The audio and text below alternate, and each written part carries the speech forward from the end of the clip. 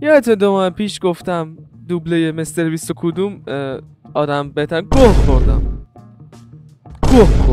3 ماه پیش تازه، ببخشید 3 ماه پیش من گفتم که ویدیو ساختیم که بهترین دوبله مستر بیست کیه که واقعا نمیدونستم اینجوری میشه. ببخشید. یادتونه یه مدت میگفتن هر کی از بابا ننش قهر میکنه میره خواننده پاپ میشه. امروز فرق داره، میرن دوبله مستر بیست انجام میدن. ای بابا فقط هم پوریا بس میاد، یعنی اصلا شخصی من کاری ندارم که ممنتو هم جدیدن وایسل است.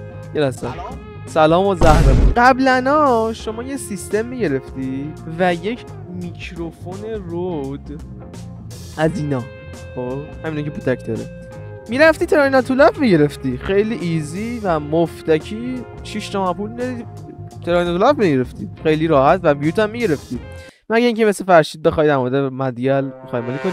امروز یکم فرق داره، الان باید برید دوبله مستر چمن بزرگه فارسی. نه بیا That KVU قضاوت کار خداست، ما فقط خوش. آزاد جان امیدوارم که موفق باشی ولی از این کانتنت بکش بیرون. اما امروز اصلا چیزی که ما میخوایم ببینیم یه ذره فرق داره. ما میخوایم تو آپارات بزنیم. به من ویپن قامشون الان میام بالا سرم میزنیم مستر بیست دوبله.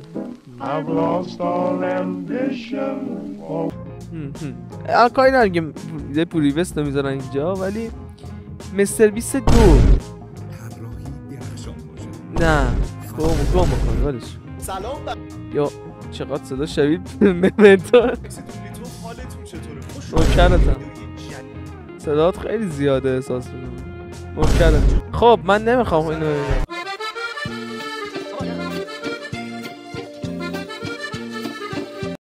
خیلی بی‌مزه. ببین ممنتو واقعا فوق‌العاده است. من نمیدونم چی شد که از این ویدیوهای از این ویدیوهای فاخر رسیده به شهر شکلاتی واقعیت. او مای گاد حاجی چی دیدی؟ استراتژی دیدی؟ خدا وکیلی رو ویدیوی مستر بیست اومده خودش رو تبلیغ میکنه. من اومدم مستر بیست ببینم. بابا ما اومدیم مستر بیست ببینم. خب خداش متین یکم ریز نیست.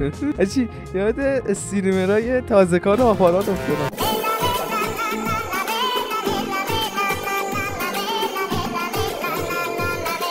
کلن هفته میزنه چقدر پوکره. من اون موقع که این ویدیوهای شکلات خوریش رو میدیدم که یعنی برای بررسی ویدیو قضاوت نکن. کلن در کل آقای ممنتو توی چنلش گفت، چنل تلگرامشون گفته بودن که ما کارمون دوبله است و توقع نداشته باشید دوبله کنیم. من نمیفهمم اون موقع که غذاهای تهرانو و گرگان رو پاره کرده بودید کارتون غذاخوری بود؟ امیدوارم که چیز بشن به خیر بکنه خدا و خود به سرویس هم که داره فاکتاب میشه. حالا مرسی که بدیدید. خداحافظ. نبینید واقعا چرا انقدر دارم هیت میدم وای. خداحافظ. چنلم بسته شد. وای چنلم من چنلم خواهجی وایسا خب هنوز هستش. مرسی.